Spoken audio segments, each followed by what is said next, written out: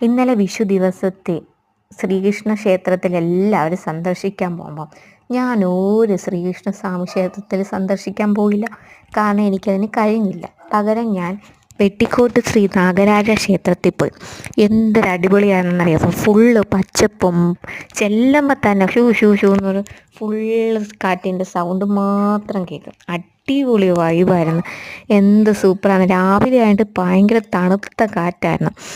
ഞാൻ ആദ്യമായിട്ടാണ് ഈ വിഷു ഒക്കെ ആയിട്ട് കൃഷ്ണൻ്റെ അമ്പലത്തിൽ പോകാതെ. പിന്നെ അച്ഛനോട് പറയും ഈ കൃഷ്ണൻ്റെ അമ്പലത്തിലൊക്കെ പോകണ്ട. അച്ഛൻ പറയും ഇങ്ങോട്ട് നമുക്കൊന്ന് പോയിട്ട് വരാം. എന്ത് ആളൊക്കെ ഉണ്ടായിരുന്നു അമ്പലത്തിൽ, എന്നാലും എന്ത് അടിപൊളിയാണെന്നറിയാമോ! തണുത്ത കാറ്റും. ഇന്ന് രണ്ട് സൈഡ് ഞാൻ വായി നോക്കി. ഫുള്ള് സ്കൂട്ടിയിലായതുകൊണ്ട് എന്തുവാ എല്ലായിടം വായി നോക്കി ഇങ്ങനെ പോകും. ഫുള്ള് പച്ചപ്പും കൂടെ ആയതുകൊണ്ട് ആ ഒരു വൈബിലേക്ക് പോകും. അപ്പോൾ അവിടുത്തെ ഫോട്ടോ ഒക്കെ എടുത്തിടുമ്പോൾ ആൾക്കാർ ചോദിക്കും ഇത് എവിടാ, ഒരു പിടിയില്ലല്ലോ. പെട്ടെന്ന് ആർക്കും മനസ്സിലാവത്തില്ല ഇതൊരു അമ്പല പരിസരമാണെന്നോ ഒന്നും മനസ്സിലാവത്തില്ല. വിഷു എന്ന് ഒരു പുതിയ തുടക്കമോ എല്ലാവർക്കും അല്ലേ. അപ്പോൾ ശാന്ത നിമിഷങ്ങൾ നമ്മളെ അതിലേക്ക് എത്തിക്കുന്ന വഴിയാണ്. അപ്പം ഈ വഴിയിലേക്ക് ഞാൻ പോയത് വെട്ടിക്കോട്ട് നാഗരാജ ക്ഷേത്രത്തിലേക്ക്. Thank you.